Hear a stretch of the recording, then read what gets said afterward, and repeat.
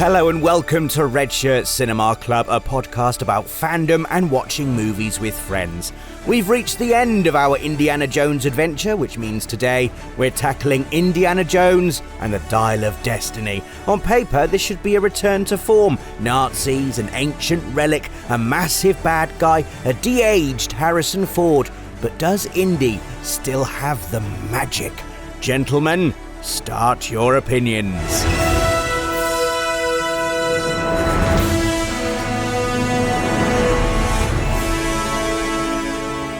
Hello and welcome to Redshirt Cinema Club. I am your host, Rob Pearson. We are joined today by Nathan Dighton. Hello. And David Jackson. Hello. And we have just watched Indiana Jones and the Dial of Destiny, the first and maybe last Indiana Jones film to be not directed by Steven Spielberg. Instead, this was directed by James Mangold, a director some of whose work I've enjoyed in the past. I really liked Logan.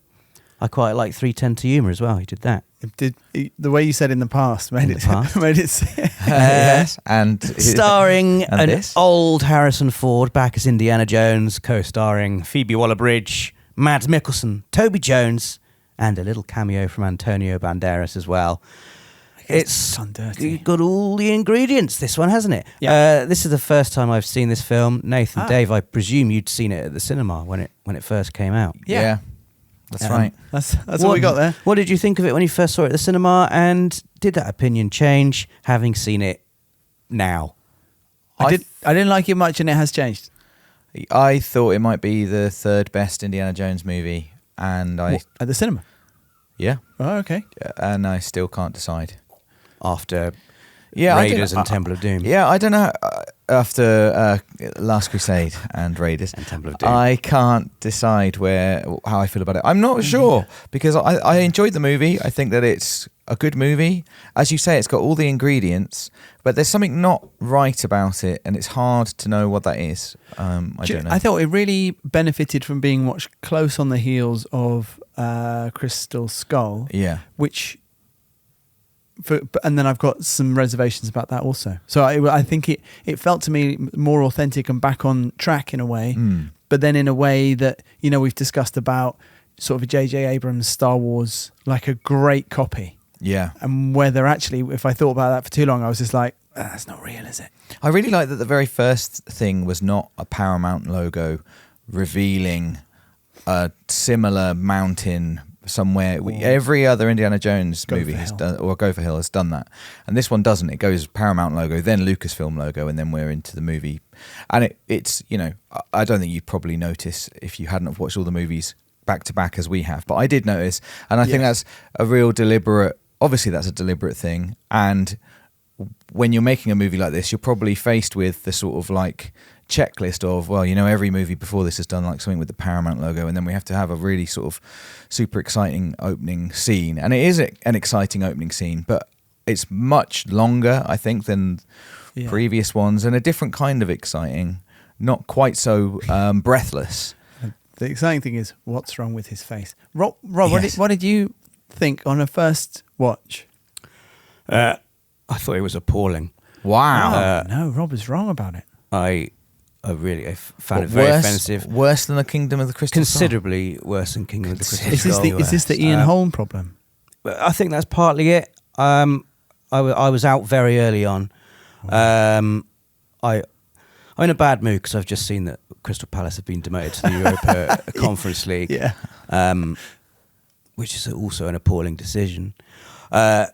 I'm really, really sick and tired of seeing this effect, and it just isn't good enough. It isn't good enough, and it never will be. And people should stop doing it. The words that you're saying are about Indiana Jones. They are. Well, what you're talking about is Leon and the Europa League. I'd seen in Harrison Ford's face, his de-aged face, all over the internet, because in 2023 it was just, look how, and in a screenshot you're like, that looks all right, and probably this is the best example I've seen of it done, but it still just doesn't. Not very good, is it? Just isn't very good. Just stop doing it. Just don't do it. And as soon as he speaks and his 80-year-old voice comes out of his 45-year-old looking face, it is so difficult to hook into any kind of fiction of the film. when it's so apparent that everything you're seeing is just a facade. I really hated this at the cinema, and I hated it. I watched it on quite a small TV this time. I was at somebody else's house, and I didn't mind it as much small. Just throwing that out there. Maybe on phones it's fucking brilliant. I don't know. There's only 15 minutes of the movie though. Like, I understand that criticism, but what about the rest of it? The rest of it it felt so empty and soulless and sterile to me. Like, it's so heavily diluted with set pieces that I just didn't care about a single one that was going on. I just wasn't. There were no stakes at all for me ever. I didn't know who the bad guys were, what the fuck they wanted, or why they were doing anything. Apart from Mads Mikkelsen, who he wants to go back in time and help the Nazis win the war. Yeah, you got it. That's his plan. That's it. The other guys who just randomly go, I don't know what their motivation was, why sometimes they were shooting people, why other times they weren't shooting people. I thought Phoebe Waller-Bridge, I like Phoebe Waller-Bridge, I like Fleabag. I thought her character was dreadful in this. She's just being Phoebe Waller-Bridge. I don't think she's a film star. She doesn't have the presence of, certainly not of like a Marion. She's just being Phoebe Waller-Bridge. I thought her line, whoever's written the script, was dreadful. It was dreadful. I think she did a pass on the script. So really, well, I believe so. I'm very surprised and disappointed because I know her work on Fleabag I thought it was great, very funny. But she just did the Phoebe Waller-Bridge kooky funny thing. Phoebe Waller-Bridge. There was the bit where there was one of the 12 car chases that were happening where she was in a car and Indiana Jones was in a car next to her, and he was like, I can't believe what you've become. And she was like, what? Beautiful and resourceful and self-sufficient. Here I'm just going to list off all of the character I thought it was qualities that I'm supposed to have, but I'm just going to say them because the movie's not showing them. She was so irritating and unlikable. I hated every character. I thought Harrison Ford, there was like a groundedness to his performance, as there always is. I thought, you can't not like Harrison Ford. But I thought the setup of it, what's Indiana Jones's relevance as this old retired man who no longer commands the rapt attention of his audience. We see him in his lecture theatre struggling to capture the attention now, which is a sad fall from this incredibly handsome, charismatic man who everyone just wanted. He was so popular, and we're in an age now, the civil rights movement, the moon landings have happened. There's some very on the nose symbolism of him sort of like crashing through people with placards with like space on them and stuff, and he's sitting next to someone dressed as an astronaut on the underground. I thought, maybe we're going to explore what Indiana Jones's place is in this new world, and there didn't really seem to be anything really made of that apart from I disagree. a few little bits of symbolism the entire here. theme of the film is about that. I'm not saying it was entirely successful, but the film is about him being out of his element, out of his time, and yes. then having a time machine which could put him anywhere he wanted, and in fact within the realms of the things which he's always thought about and found it fascinating, which obviously happens at the end of the film, and that's one of the I enjoyed it this time, and again I almost don't trust enjoying it more because it's almost on a technicality. I thought more this time about Phoebe Waller-Bridge and her character and the parallels. This is all helped by having watched all of the movies at once, which is why it feels a bit like a response to the other films, like a study of them, which isn't on its own terms necessarily a good and entertaining film. But as a set, there's a couple of really specific nods which I hadn't noticed last time. At one point, Phoebe Waller-Bridge, I think he says, why would you throw everything away and go running after the thing that your dad was obsessed by? And she says, well, wouldn't you? And obviously he did do that. Like, that's the previous film. And then in her being, I feel like maybe at one point in the script development, that character was going to be Mutt, and Mutt had maybe gone off the rails. Do you know what I mean? And it's like a replay of The Last Crusade, and then it had a rewrite to make it a different character. But the godfather, goddaughter relationship is a real parallel with The Last Crusade, and the things which they learn are interesting. And I guess it kind of solves the problem of what do you do with an older Indiana Jones. You can't do all the action stuff. You've got to say Harrison Ford is, for his age, in unbelievable shape and doing for sure. doing quite a lot. And I was kind of enjoying that. In the same way that in the first film, he crashes into Marion's life having ruined her. He's rude. He wants something. She gets kidnapped. Terrible things happen. And even though we still follow Indiana Jones and he's a protagonist of this film, Phoebe Waller-Bridge kind of does that to him. And I was sort of able to go, do you know what? That is quite funny. And I guess, like, you know, no, blockbuster audiences aren't there going, that is pretty ironic. Well done, everyone. But I was. So, you know, that helped me. And so I felt like the themes they click together. Whether they're satisfying or not, I don't know. I think there's just an overall, and this is a stylistic thing. There's an overall absence of magic from it. I can't really articulate, and I've only had like 12 hours to think about this. But just the way that the scenes play out, the way, you know, there's the scene where she's got the dynamite. It's the dynamite scene where she's trying to distract the guys. You could say that about any scene in this series. I know, but I just think back to those scenes in Raiders where you're introduced to a character like Marion and she's doing the drinking competition against that guy. There's a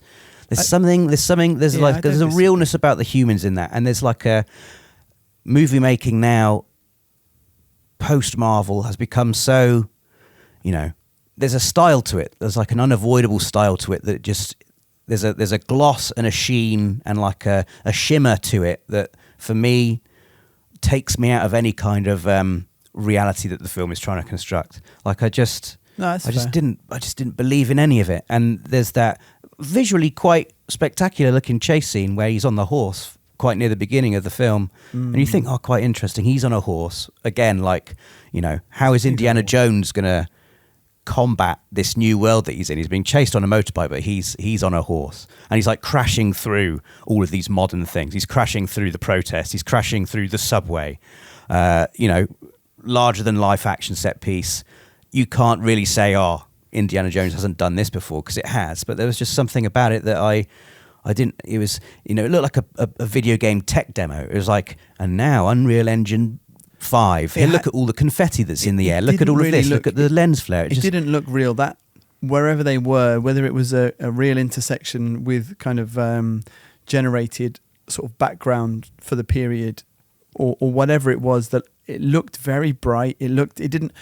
Though in general, compared to the previous film, I really enjoyed how many real locations and how many real places they seemed to go to. It had more of a feel of like that kind of globe-trotting travelogue style to me. Dave, you haven't said anything for ages. No, I've been listening. I kind of agree with both of you. I mean, I said that I think it might be the third best movie. That's what I definitely thought when I saw it at the cinema. I'm not sure now. But I like it way more than Kingdom of the Crystal Skull. I think it's way better than that, and I just don't know about Temple of Doom.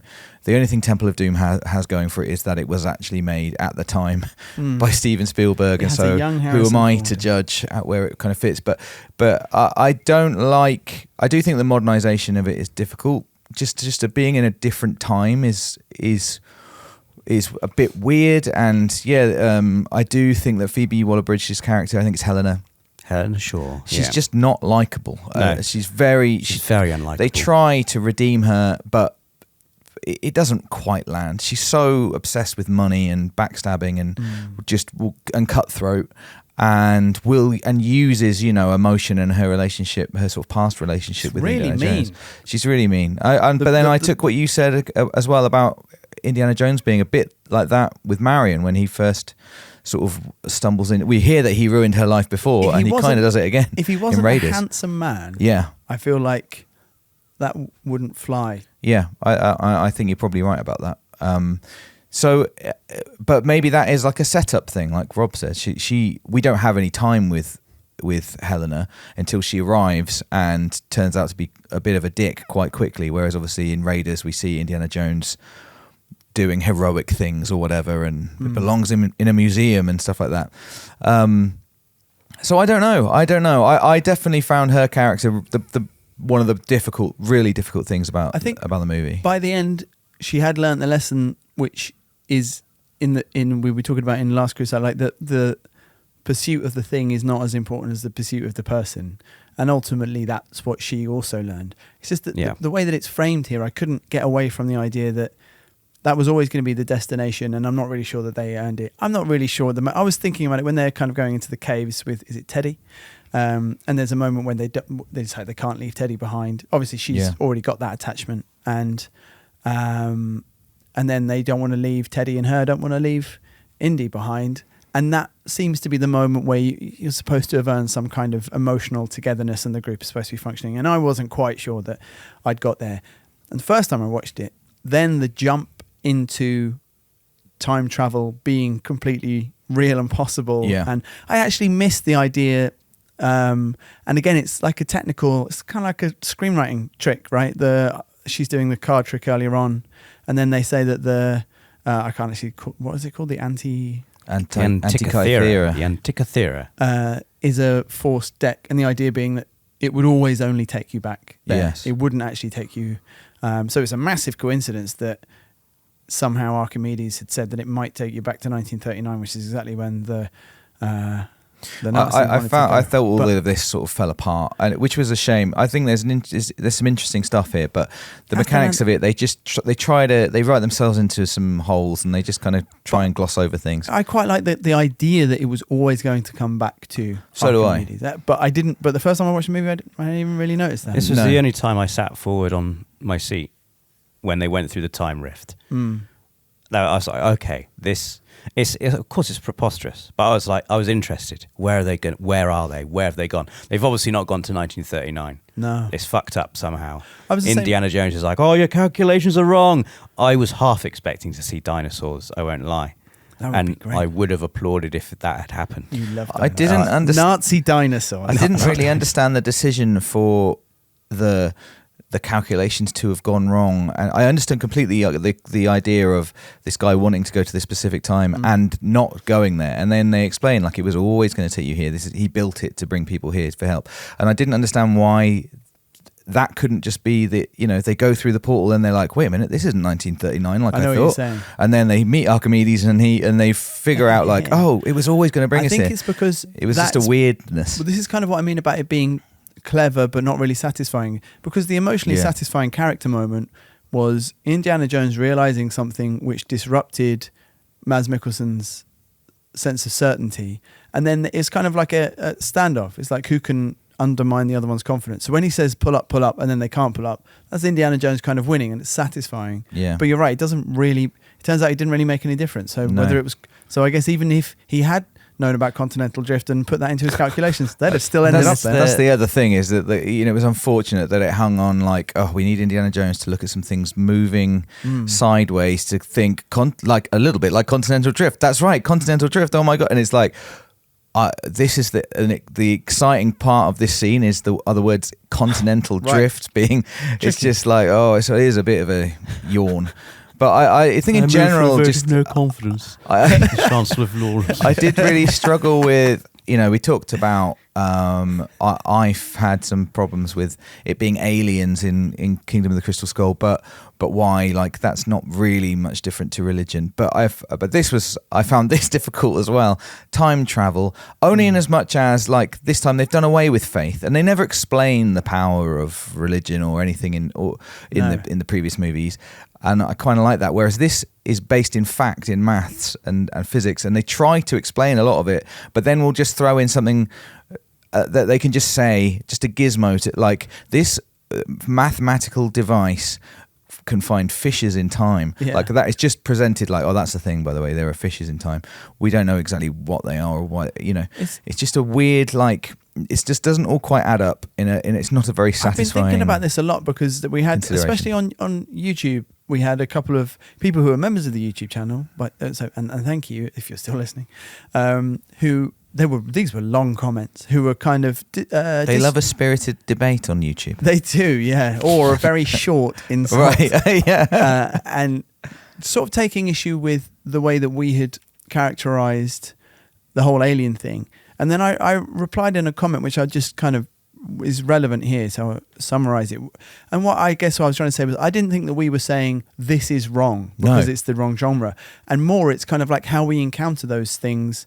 Just trying to explain, we're not saying we felt like this and therefore it's the wrong thing. It was more like, this is how we felt and let's try and explain why. Yeah. And because of the way that I have experienced these movies, other fiction, those two things tend to be in a different part of my imagination, and then seeing them mixed to me didn't work. Not because there's an ultimate truth to why they should and shouldn't be mixed, but so if you're enjoying it, fantastic. And I'm going to say the last comment was so many paragraphs, I didn't read it all. So maybe I've been proved conclusively wrong on that. But I guess what I was trying to say was I don't think that, I wasn't trying to say, hey, look, here are the rules. But I was thinking about it more, and I think that the two films which really work for me, 1 and 3, Raiders and Last Crusade, are about Christianity and the biblical myths of one kind or another in the life of Christ. And I feel like those things are embedded in American culture and probably Western European culture in a foundational level. Like we are, like our laws and our customs and lots of our belief systems and ethics are underpinned by some version of Christianity. So I kind of feel like they're foundational myths in a way which you almost get an inverse of that with the fairly dated looking kind of savagery tourism of like Temple of Doom. And then 2 other attempts to really, like, I guess the alien stuff was, lots of people saying it was part of American culture at this time and they were obsessed by it. And I get that. And then here kind of going back into the classics, which is a pretty solid foundation also, but also didn't ring as true as the other 2. So it just made me think maybe actually, like, it's not that aliens are wrong or whatever, or bouncing off, but because of that first film and what actually made it gel was the mysterious power of this belief system which hovers in the background of so much of our culture invisibly. It's interesting that it was then used like in this film as a bit of a red herring in terms of like the Spear of Destiny. Right at the start, we're like, oh, is it going to be another... I feel like it's an immediately a riposte to all the criticisms of the Kingdom of the Crystal Skull. Very much like the very first bit of A New Hope. No, not A New Hope. What's The Force Awakens? Sorry, episode 7. Where you got, is it Max von Sydow? Making a promise to Oscar Isaac's character, and he's like, "This should make everything right again." Almost like saying to the audience, "Hey, we know he fucked up with the prequel trilogy. Now we're back to the Star Wars you love." And I felt that the intro scene was very much trying to tell us that. It was like, "Now this is like the Indy you love. Look, we've de-aged Harrison Ford. It looks like the Indy you love. Kinda. It's got a Nazi in it." Loads of Nazis in it again. We've got Nazis, back to Nazis, and they're going after a holy, biblical, legendary artifact. And for 15 minutes, it's sort of like an imitation of that. It's trying to be that. Yeah. And then, obviously, it does its own thing. I wondered, I've only seen this movie once before at the cinema, and I remember there was time travel. And so when I saw it this time, I couldn't remember whether it was actually a fake. I thought, oh, it's not actually a fake. It's just someone's brought it back from the past. And I still didn't. And then I was like, oh no, that's not the case, because we never think about it again. But it was kind of strange to me that there's a scene where he makes a point of going, this is a fake, and he describes why it's a fake, and then looks at all the other artifacts around him and goes, but these are all real. And it was almost as if that was going to have some importance later, where he goes, that wasn't a fake. And obviously they go back to Roman times. Well, and also, right at the end, he has got one of the sort of the ballistas, or whatever you want to call it, like a big arrow next to his head. And I was thinking, that's new, isn't it? That's weird, isn't it? Because it's old, but it's new. That's interesting. Yes. But yeah, I just think that's sort of a hanging chat. Yeah. I don't think it's really... I wanted to say my bit on the YouTube comments. And just that I fully accept that this is part of fandom, I think, that objectively I can understand that there's nothing wrong with Indiana Jones, visiting, having an adventure with UFOs and aliens. Yeah. But it can also be true at the same time that emotionally it doesn't feel right to me, and I can struggle to explain why that is. And I feel both of those things can be true, and that's kind of fandom, isn't it? And I think the YouTube comments will appreciate the nuanced exchange we're having here. I will say they were pretty nuanced, although they relentlessly disagree with me. But I will also say that I think the thing is, as long as you're not telling someone that they're wrong. Yes, right. And these comments were kind of telling us that we were wrong. So. But if you like the Kingdom of the Crystal Skull, you are. We're not going to listen to you anyway, are we? Yeah. That's a joke, everyone. Ha ha ha ha ha. What did you like? Toby anything Jones. in Toby the Jones movie? is great in this film. He was underused, wasn't he? But Toby Jones is Toby Jones, and he's great. Despite feeling detached from the whole set piece on the horse going through the protests. I really did not enjoy that at all. I didn't enjoy it, but I did enjoy the very last bit. I enjoyed it when he went past the Apollo 11 astronauts in the car. That was a nice nod. And just a little collision of icons there. And their little look as he zoomed past on the horse. A bit like the Hitler thing, wasn't it? And then he gets on the metro afterwards, and he's getting those looks from everyone. And he just says, "The subway's faster." Yeah, that's just again like a little. I could almost. It's this film's taste. No Ticket, isn't it? Yeah, No Ticket. Yeah, really good little punch of comedy at the end, and that felt Indiana Jonesy. Yeah. But by the end of it, I lost count of how many set pieces or chases or things we were supposed to be caring about. It was so long. It was unbelievably long. We've talked about the geography of action before, and I thought the geography of the action in this was pretty poor. Yeah. Especially like the car chase bit in Tangiers. It's just there's just when cars, they're in the tuk-tuks. Yeah, there's just cars, or tuk-tuks just going in different directions, and you just have no real sense of where they are or who's ahead or who's behind. At one point, I think they literally do just ruin the continuity of it, and someone who's ahead is suddenly behind, and it's just a bit where lot of who are they being chased fluff. with? They're being chased by Helena's fiance, Yes. The boyfriend. who wants to kill her, But also loves it's her. also He's been it's like, sent to kill Helena! her by his dad, and then but actually wants to marry her. And then the other, about halfway through this set piece, I realised that the other guys were there as well. And by the other guys, I mean the massive guy, the token Yes. massive guy, and Hawk. the evil guy with the thin moustache who does all the killing. Yeah. They were American there. Nazi. What were they doing there?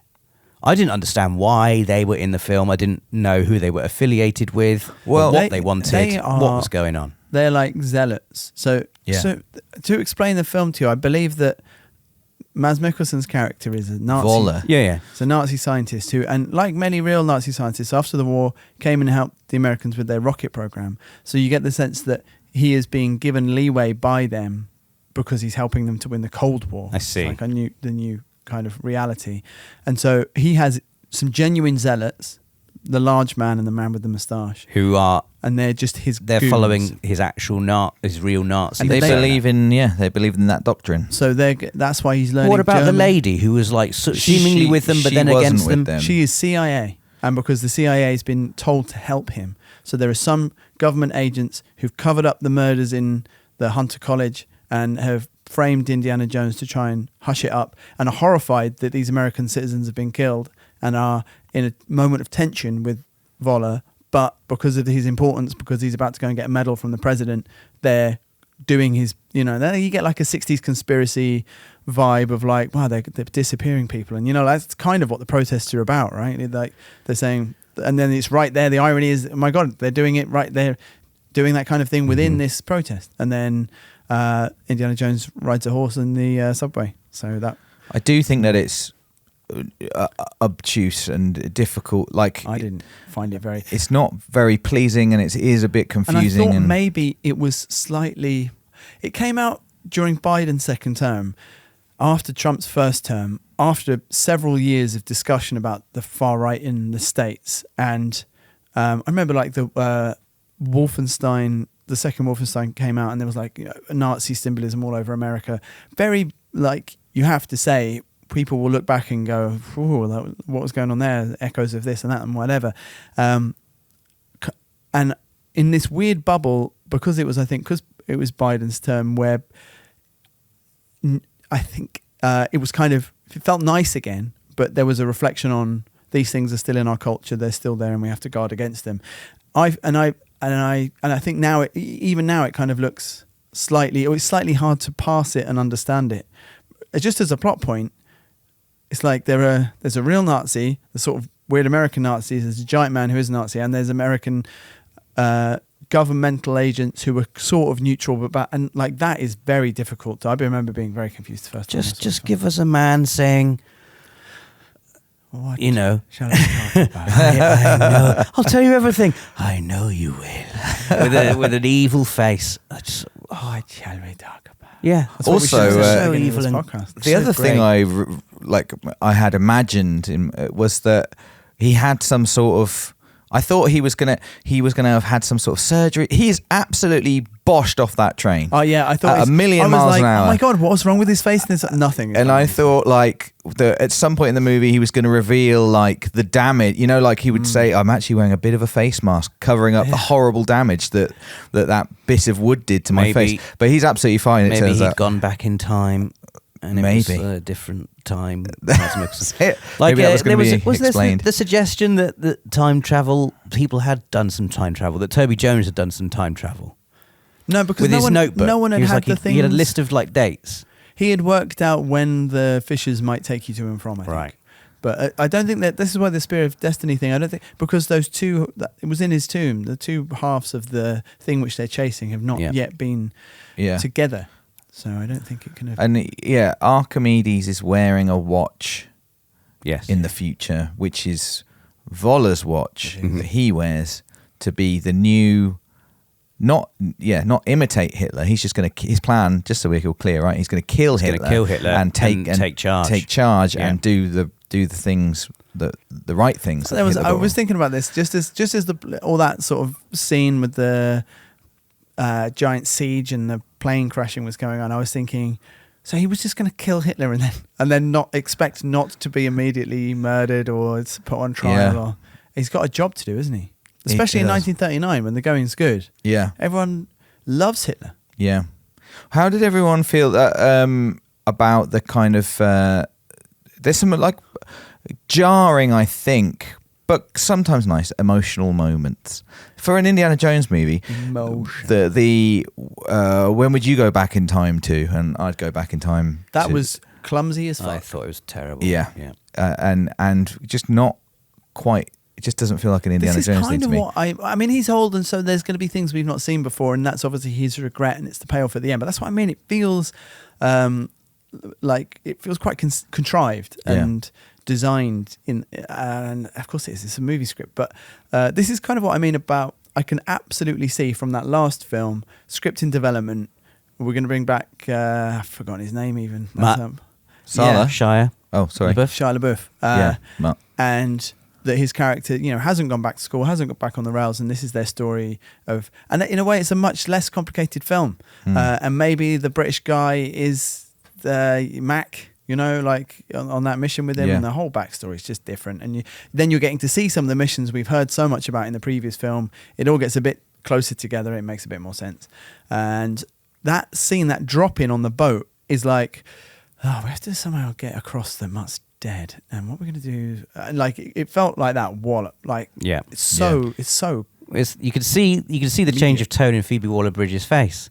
She's like he does a Phoebe Waller-Bridge smile, then Harrison Ford does his exposition, then it cuts back to Phoebe Waller-Bridge. It's just she's got the sad face on. It's honestly like you put the hand in front of their face really quickly, and then do the expression change. Well, it's so funny. I feel like we've learned just something about filmmaking that's probably extremely obvious to anyone who makes films, but we keep talking about it, which is just reactions doing so much of the work of the scene, and how it's just like have someone doing something cool and then have someone go, oh my god, this is the coolest guy I've ever seen. and then Phoebe Waller-Bridge just being like, this is the saddest moment that you've seen in this film so far, and I was actually being quite jaunty, but now I'm being very serious. And I guess that pays off in the same way. And then they have a very similar moment when they're all escaping and clapping and dancing. I found this bit so weird. I found it weird in the cinema. I don't get it now. No, I don't get it. Like, this is, I mean, there's no rules, there's no whatever, but like, this is the only time in this series that one of Indiana Jones's companions has simply been fucking killed. And it sucked. And this is like a criticism we would give a film. Is we would go like, fucking hell, Indiana Jones' friend has just been killed, and they leave and they don't even worry about it. And this time, they do talk about it in the most weird and pointless way, where she's like, woohoo, we just absolutely smashed that, and he's like, my friend's dead, and she's like, yeah, sorry. It's so weird. It's so weird. They should I think Indiana Jones was wrong. to say my friend was just murdered, he should have been clapping and cheering as well. Because who cares? Who cares about Antonio Banderas' character? He was such a weird cameo. I was glad that he died. It's so strange that he was and such he should just be cast off. That's what he was there. Can you such a imagine big what's the name. discussions around that? Antonio Banderas, do you want to come in and be in the film for 5 minutes and laugh at a card trick and then be shot like a twat? It was a weird, Awful. a really weird role for him. That whole bit was so bad. Even within the scene, they could have done it better. He could have.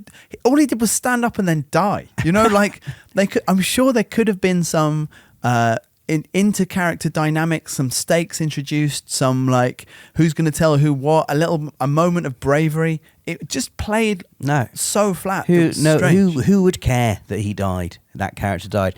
The diving scene was weird, wasn't it? Yeah, it's just like let's orchestrate some arbitrary cinema peril by saying you've only got 3 minutes down there. You're all going to be attached to these. You're all going to be attached to these hoses. I've never seen or heard of diving like this. Is this a real type of diving? Bounce, no. With Bounce the hoses, diving. yes. Bouncing, no. But you know, the other thing, this is a good point to talk about. It was talking about how it feels like such deliberate. I'm really torn between. I enjoyed this movie. It felt more like Indiana Jones, but here are it's like cosplaying Indiana Jones. Yes. And the way the eels come out of the skeleton is so much like the way that the snakes come out of some of the skeletons in the first movie, and that is that's seared into my brain as a very scared child. I hated that. It's like really buried deep down there. So I responded to it, but then I was like, why isn't there something in this film which is trying to do something which could be a moment like that, which kids are going to think about in another 20 years? Yeah. And I felt exactly the same about the end with Marion. It's a nice reprise, isn't it? Like a reversal of the scene from that was nice. I enjoyed that, but it's still a cover version. It's imitation, no innovation. Constantly, there's tons of that, and it's the Alien Romulus of the Indiana Jones franchise. It's trying very hard to recapture the feeling, the essence, and it's throwing everything at it. It's throwing. Oh, snakes, yep, a snake. Oh, young Indiana Jones, Nazis, we'll hit it. I don't know what the magic is, but if we just throw all this at there, we might get it. And bugs, a young companion. Just going through the bugs, an inexplicably competent young companion, just a street thief who can fly a plane, can stunt drive a tuk-tuk through the streets, can just do everything, can get the drop on some CIA, not CIA, American Nazi guys. He killed a massive man. Yeah. In a really horrible way. Well done, mate. It's so handcuffed horrible. him to the thing. I was so shocked. That's the most horrible death in that whole thing. And it's out of nowhere. It's just like, oh yeah, you're dead now. You'll drown. You're going to drown here. It's so, and he's just fine with it. So, I mean, I'm sure he would. I don't know what I want, but it was just right, back to this. What am I doing? Yeah. It's what a way to kill a man. I'm tired of hearing myself give the same criticisms of a lot of the modern films we've seen, particularly modern films that are trying to recapture something that is beloved from many decades ago. But it feels, it's filmmaking by algorithm. I'm not going to say what would Tony Gilroy say? Well, I think they tipped the box all over the floor. Box is they've just blown the box up. They just put a stick of dynamite in the box lit by a cigarette. The box. They have de-aged the box. And the box has disappeared, and all the toys just all over the floor. And James Mangold's just picking them up one by one, smooshing them together, wondering what effect it will have. Do you know the thing about the Antonio Banderas thing, which I did again kind of think maybe this makes it more acceptable, is like, has Indiana Jones been doing this to other people? Have other people like that guy? Imagine this when the Nazis capture Marion, they're like, yes, we got Marion. That guy's like, my fucking monkey is dead. Do you know what I mean? Like, how can you guys be celebrating? I don't. It's not quite the same. It's not the same. What do we think about the return of Salah? Again, he's a toy in the box. That's a big toy being taken out of the box. He is, yeah. And poor old John Rhys Davies, I don't think he's. It's sad to me because he's another Lord of the Rings actor. At least John Rhys Davies is still alive, and it's not a pretend digital John Rhys Davies. But you can see he's not the Salah he was, is he? No. It makes me realise how young he was in those first films. Yeah. What a vibrant man. They even get him to sing the same song. I know, I didn't like that. I quite liked it when he shouted, "Give them hell, Indiana Jones." Then he was interrupted a little bit at the airport. Yeah. Just a little bit of clumsiness or klutziness around. It's like it can't just give us that big singing moment. No. It has to undercut it. It's like the hat at the end.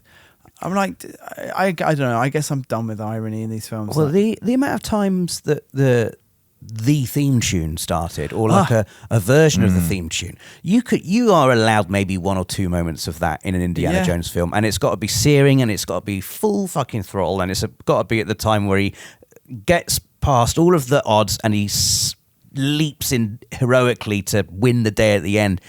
Every time he like opened a car door or got in a car to chase off the bad guys, there was just a little trill of da, da, da, da. Well, the first time they blare it is when he is on that motorbike.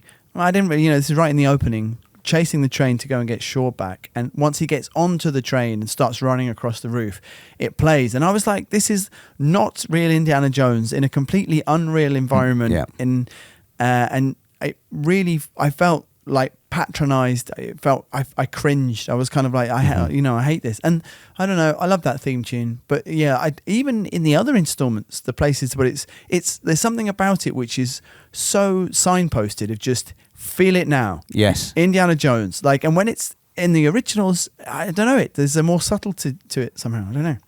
Wasn't it weird at the end how they kind of created a Roman villain for us, who's just immediately killed? Another large man. It's so strange. What I thought was most strange was why the heck that American Nazi was taking it upon himself to machine gun all of the. Well, I hate these guys.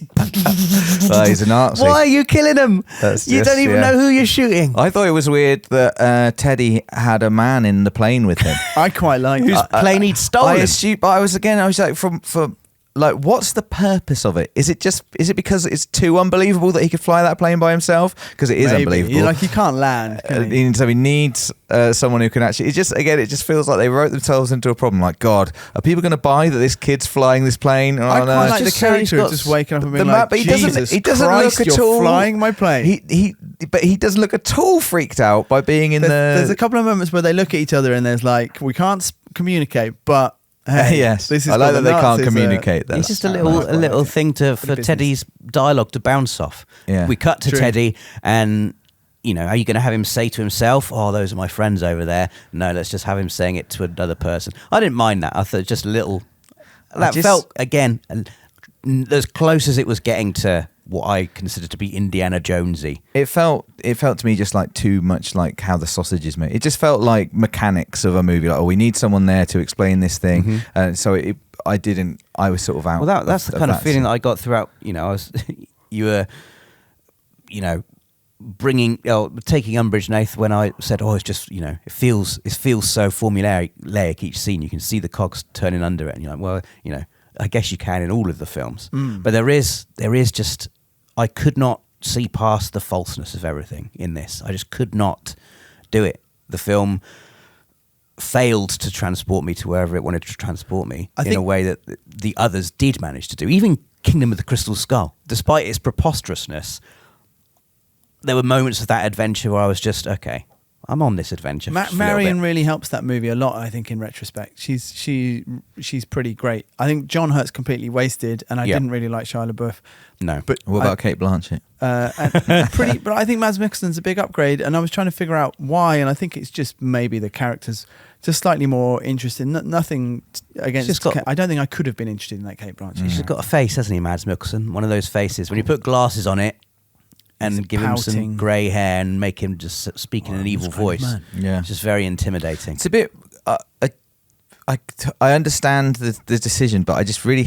and obviously, just really hated the scene where he just has to be racist.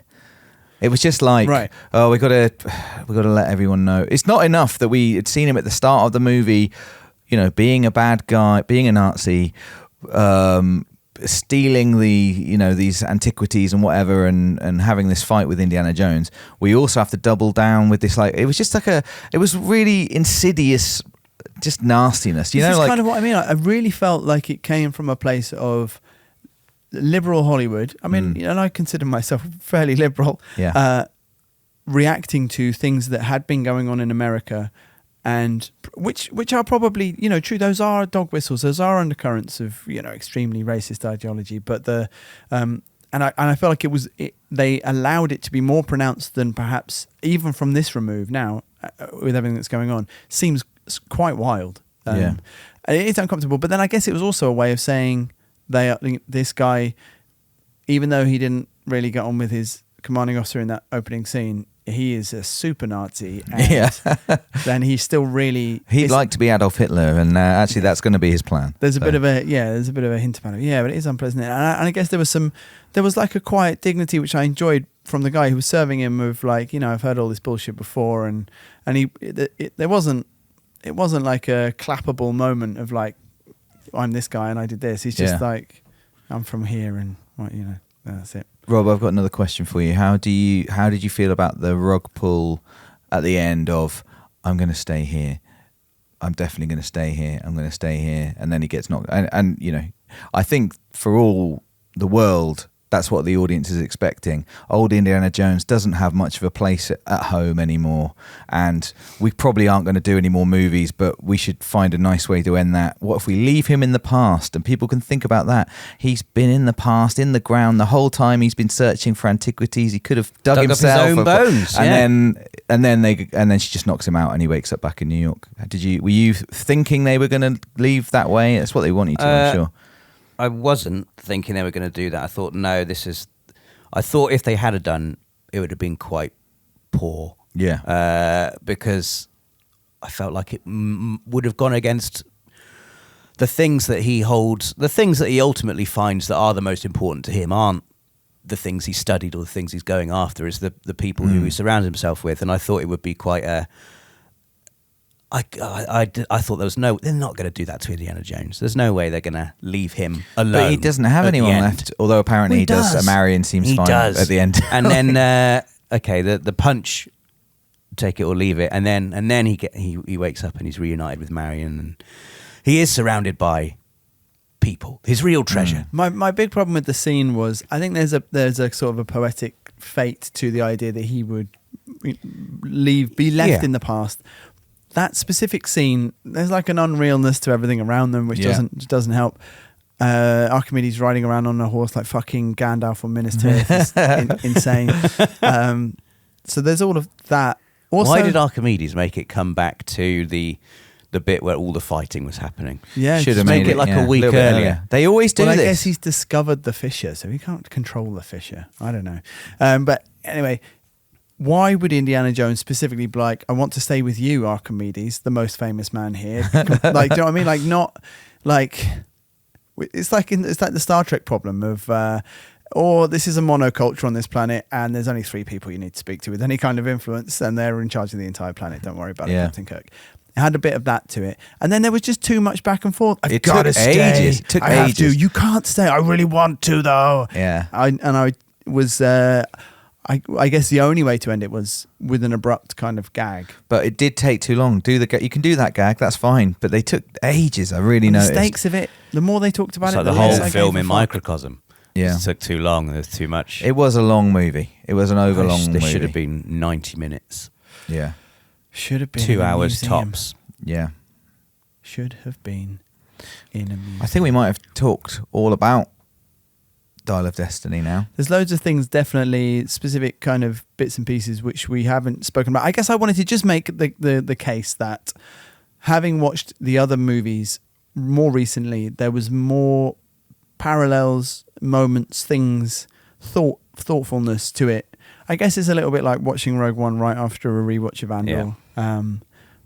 I got more from it, and I felt more sympathetic to what it was doing, and I do ultimately think that I enjoyed the film more than what is in a way a more authentic Lucas Spielberg version of the story. Well, this is the inverse of what we were saying before about how I can objectively understand that aliens should be fine in Indiana Jones Adventure, and I had a problem with it. This I think we've spoken quite negatively, or we've identified a lot of issues with this movie, but I still quite enjoyed watching it, and definitely enjoyed it more than Kingdom of the Crystal Skull. Doesn't make any sense, and maybe I'm very confused young man, but that is the case. I really didn't hate it. Should we do our rankings? We should do it in the mailbag episode, unless we really want to do it. Should now. we? Well, that's when we have been doing it. Yeah. All right then. That's when we tried to do it in the mailbag, which is next week. We're going to do a mailbag episode covering, well, all the emails we've had since the last mailbag episode, which was way back when. I can't even remember when that was, but I assume at the end of 1991 or... That was a long time ago. Yeah. Many years ago. Definitely pre-Indiana Jones. But send us some mail about anything you like, about Indiana Jones, about our correct opinions, about what your ranking of Indiana Jones films is. Yes. I'm going on holiday next week, so we're going to be recording that mailbag episode quite around on the same day we put out, basically. Yes. So just to let people know, you have a week to get your thoughts, feelings together, and opinions in. We've had some good mailbag already on Indiana Jones, and I'm looking forward to reading some of them on the beach, which is where I will be. Scarborough? I didn't want to hear about that. I'm going to Cornwall. Cornwall. For a week. Yeah. Hope it's not so hot that you burn. Thanks, man. That's the hope. That's my hope. You get to go in the lovely sea. Are you going to go to that theatre? The Minack The Minack Theatre. Is that what you're staying down there? No, I'm not going that far down. I'm going more... It's kind of near Tintagel, I think. Oh, I love Tintagel. So I'm going. Do you know who'd have liked Tintagel? Indiana Jones. He would have loved it. And they probably would have found something there. Something Yeah. Arthurian, or maybe just a stick. Yeah. The Stick of Destiny. The stick...